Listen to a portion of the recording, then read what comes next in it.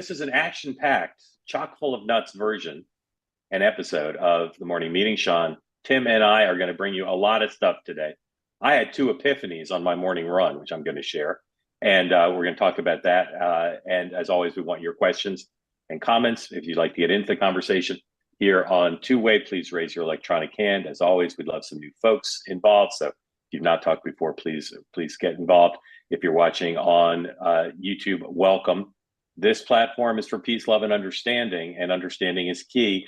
If you hear someone talking you don't agree with, or if you don't hear me or Sean or Tim interrupting and correcting something you think is wrong or off base or not consistent with the ethos of this platform, it's not because we're not listening or we don't believe in what we're saying. It's just we're not here to correct everybody on everything. If somebody's saying something you disagree with, use it as an opportunity to learn what your fellow Americans, or at least some of them, think, rather than getting angry about it. And please don't take every episode as a definitive episode of what we stand for or what we're about. Not every episode is going to be actually 100% evenly balanced, 50-50 between all sides. Overall, though, I think you'll see we're a different kind of platform than you'll find elsewhere regarding the search for truth and understanding.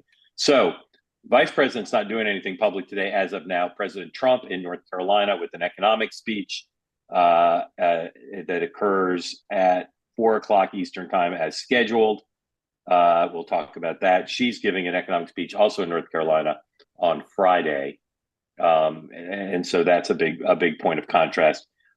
There's also the inflation numbers came out. They were a little bit lower than expected. So we'll work that into our conversation here. Tim Walz is doing a 2:20 fundraiser at Eastern time fundraiser in Denver, and then an 8:10 one in Boston.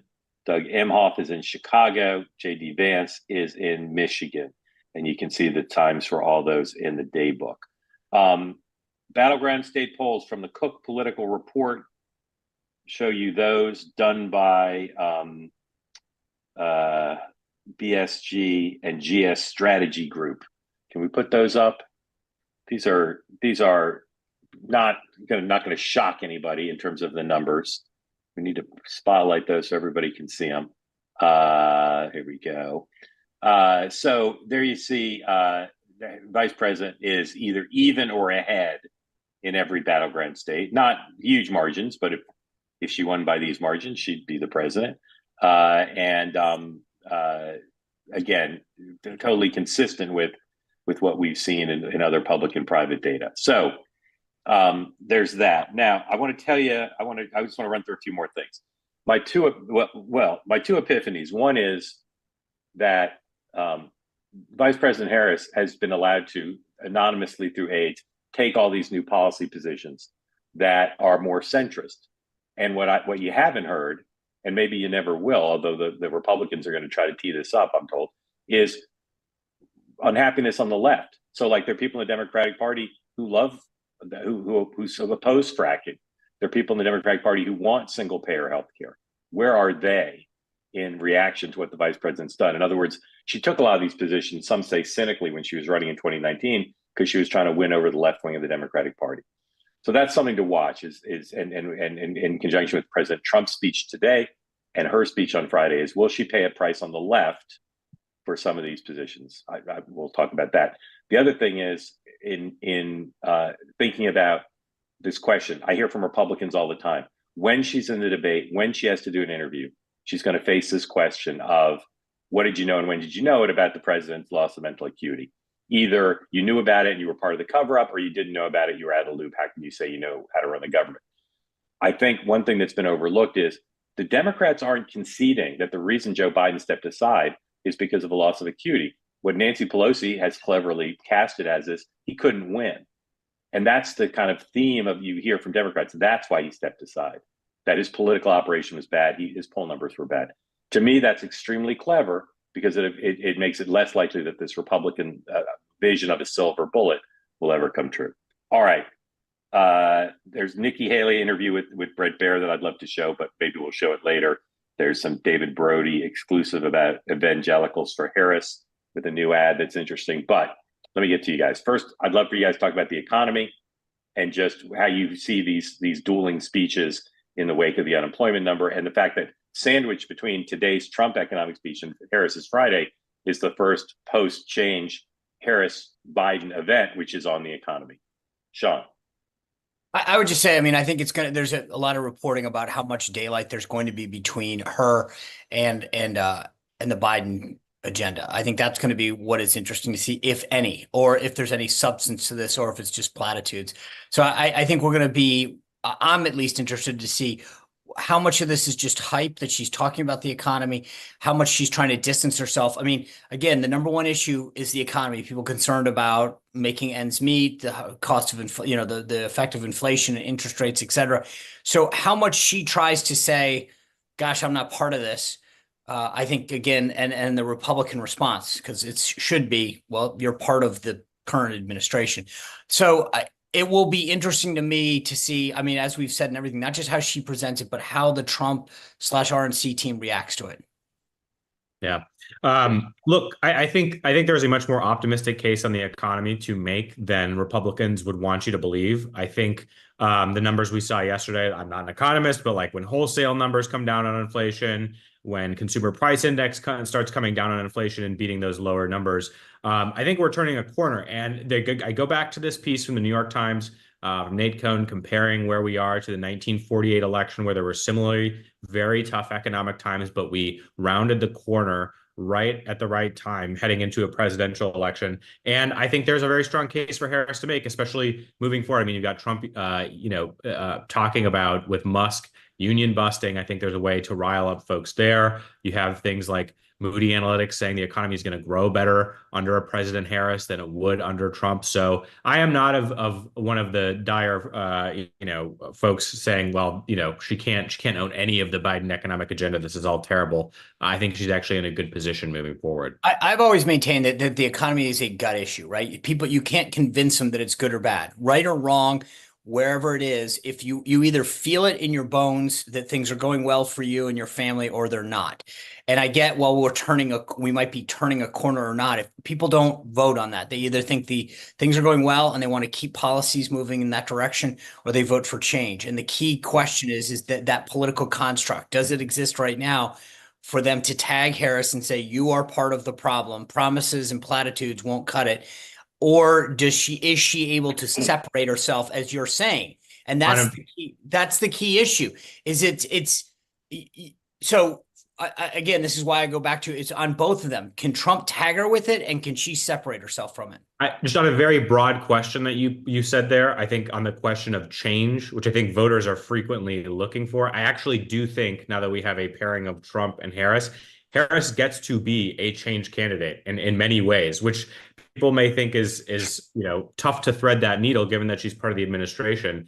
But she's younger, she is forward looking. That has been a lot of the messaging of like turn the page, we're not going back. And I think that applies broadly on the economy and a whole bunch of other things. I think they're smart.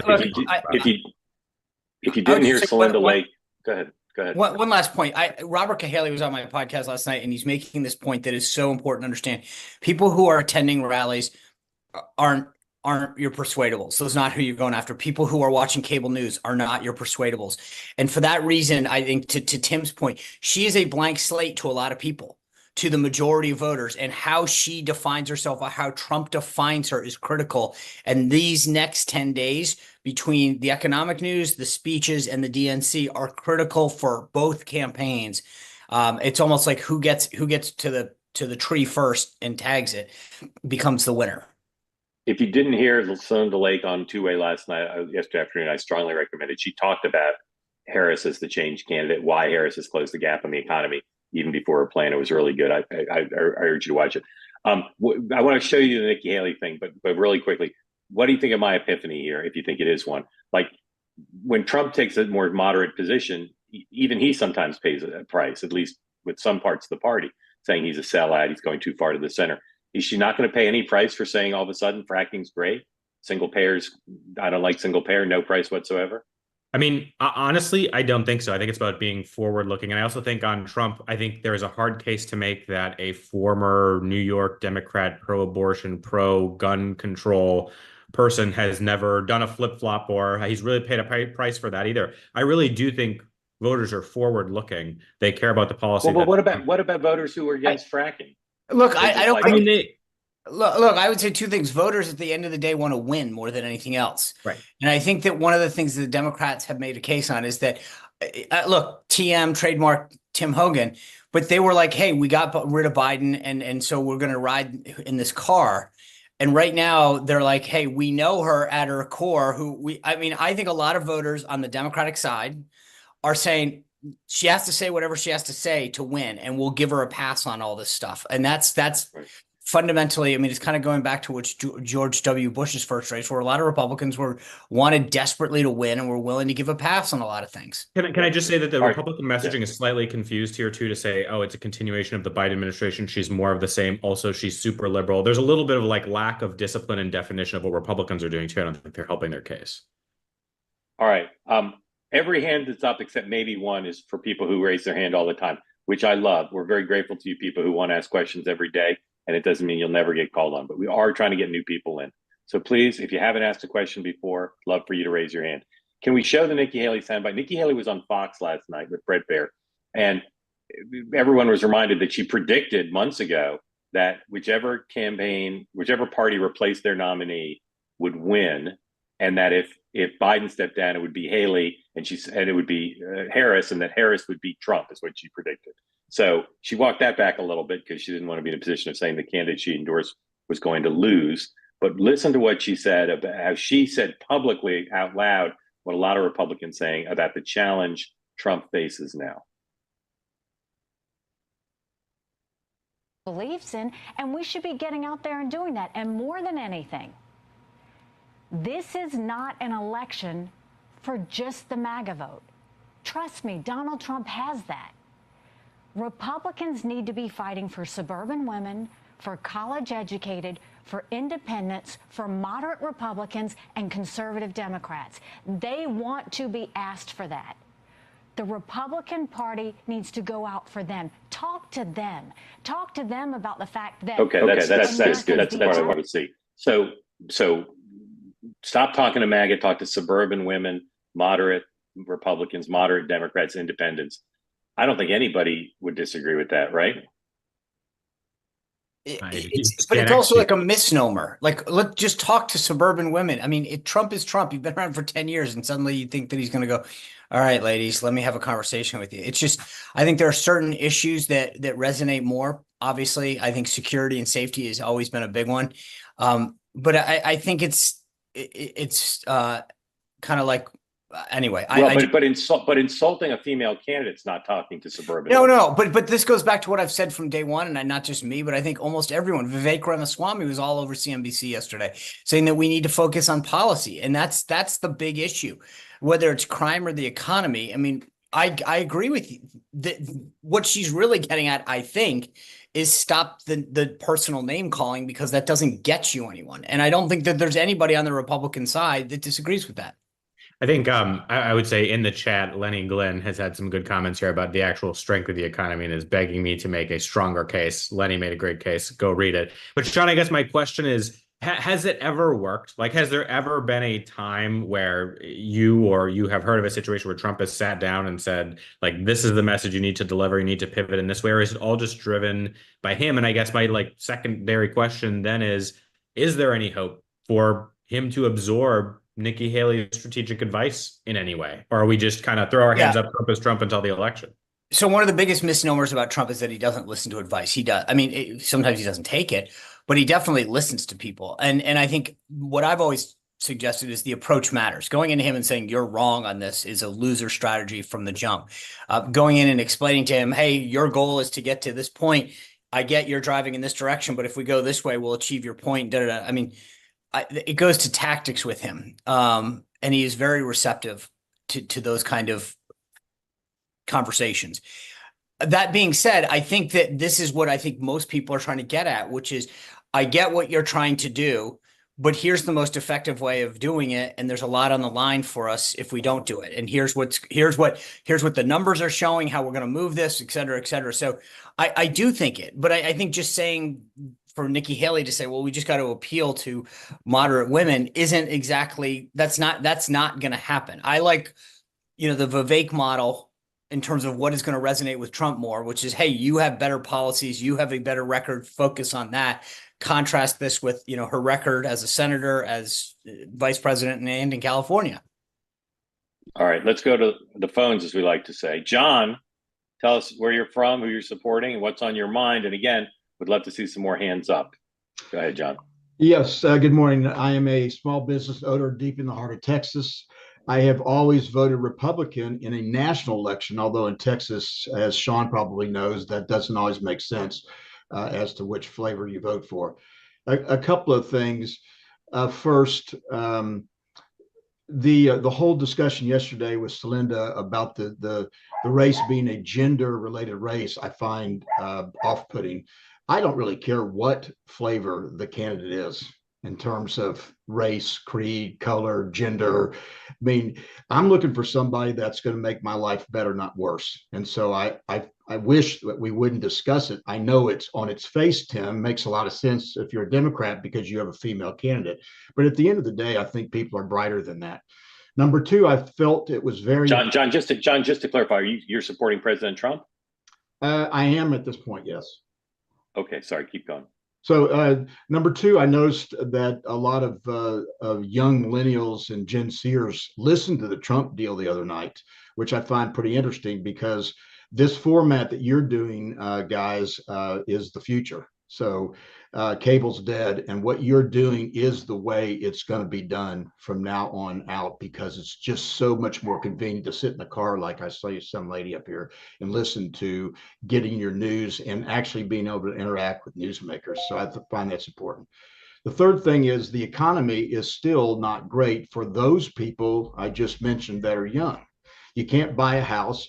If you're using a credit card, you can't afford the credit card. If you're paying rent, rent's going up. If you're going to buy a hamburger, it's expensive. If you're going to meet somebody in a bar, the drinks are $13. I mean, those people, however you want to compartmentalize them, are going to vote on, gee, was it that hard for me to get a house 4 years ago like my sister got, or is it hard now?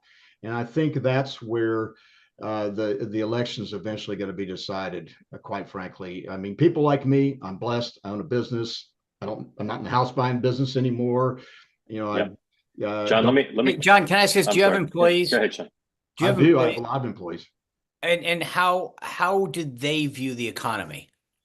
They hate it. I mean, we've had. Have you been able to give them raises? Do they have benefits? I've had to. You can't keep. We're in the electrical contracting business. You can't keep, guys and girls who could be killed doing what they're doing every single day, and not give them real money. I mean, they make 81 cents a minute down here.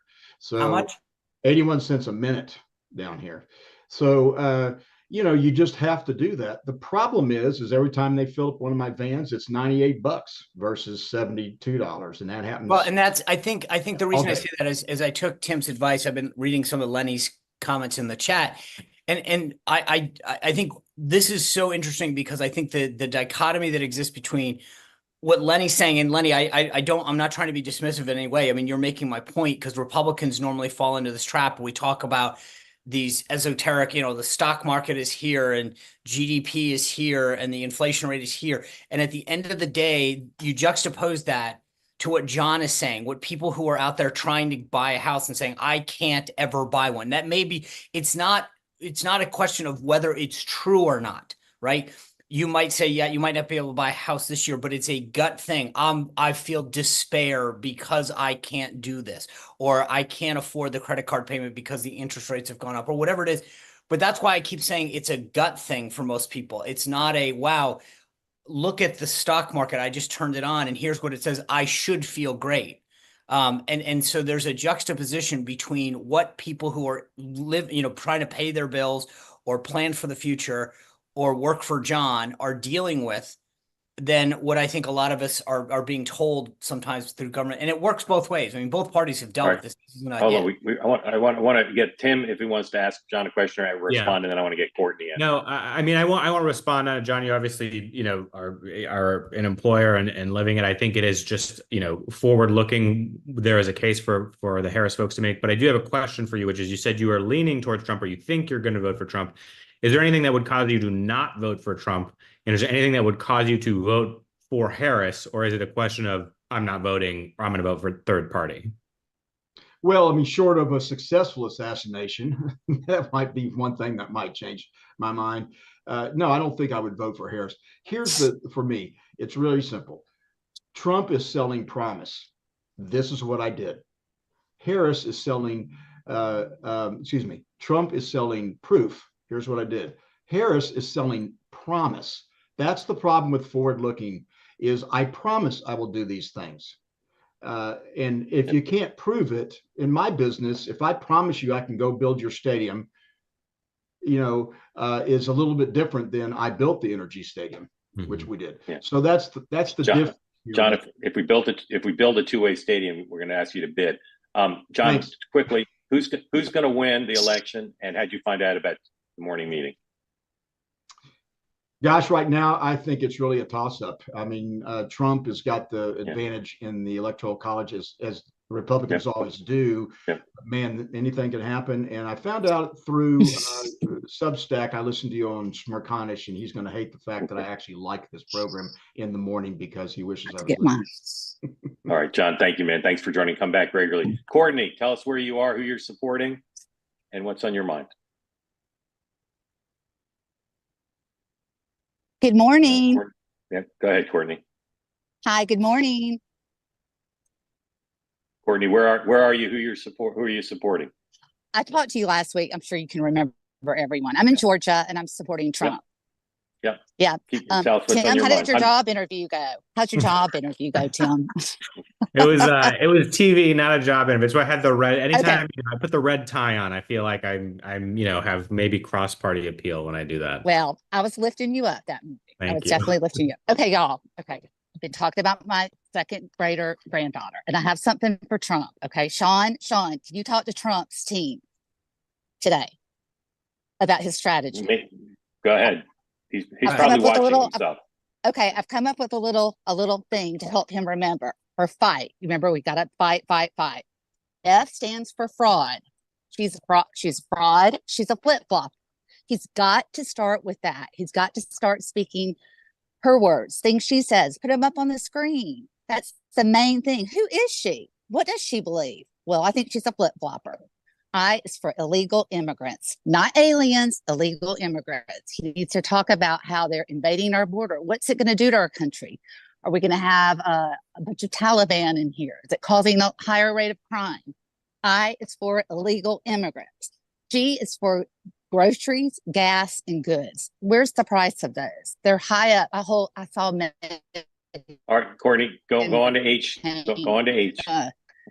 Tweet Courtney, yesterday. do H. Do H. My do Publix H friends. Yes. Yeah. Okay. Sorry. High crime rate. High crime rates. And T is for transgender women in sports. Women's sports. That's it. Thank Courtney, you. He might do it at the rally today in North Carolina. That was excellent.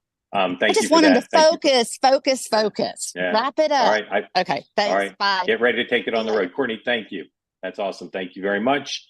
Let's bring in Mark. By the way, it's amazing. Is technologically as advanced as we've become, the whiteboard is still the go-to. Always the whiteboard. Always the whiteboard. Mark, tell us where you are, who you're supporting, and what's on your mind. Good morning, Mark Barsman. I'm from Cincinnati, Ohio. I'm supporting. I just got a brain freeze. Yeah, so I've always voted for Republican until the spring of 2016. When Mitch McConnell refused to allow the Senate to take up Merrick Garland's nomination. That was kind of the final straw for me. I voted for Clinton in 2016 and Biden in 2020. So my question is intended for Sean specifically. So I watch a lot of Trump rallies, either live or on video. I watched his recent press conference. I listened to his discussion with Elon. He always cites how chaotic the world is, and it wasn't under his administration. It wouldn't be if he was still president. He speaks that the Ukraine and the Gaza wars would never happen if he was president. And unless and until the American president becomes a world czar, presidents can't control everything globally or domestically. And he always seems to talk in hyperbolic generalities. So my question for you is, if Trump was truly pressed to give specifics rather than talking generalities, what would he or could he say specifically about what he would say or have done on October 6th that would have prevented Hamas from the surprise terror attack on Israel on October 7th? Rather than talking in generalities, what would he have done or said to prevent that? Yeah, so two things, Mark. First of all, I think all politicians speaking, I mean, look at what we're talking about or what we led this morning with Kamala Harris. I mean, what's her economic plan? I mean, she talks about how she's going to make the world safer and better and with no policies out there. So just say that's something that isn't solely on Trump. I think one of the things that Trump and a lot of folks would push back on is to say that once this administration had that botched failure in Afghanistan, it sent a signal to the world that our foreign policy wasn't strong, that we weren't as respected as we once were, and allowed adversaries to make moves that they otherwise wouldn't, because previously they had feared us. They had felt that there would be a level of retaliation that we would inflict, and clearly that wasn't going to happen anymore. So it all has to go back to not necessarily what you would do on that day, but what preceded it that led up to that. There was a reason that Hamas felt emboldened to do what they did.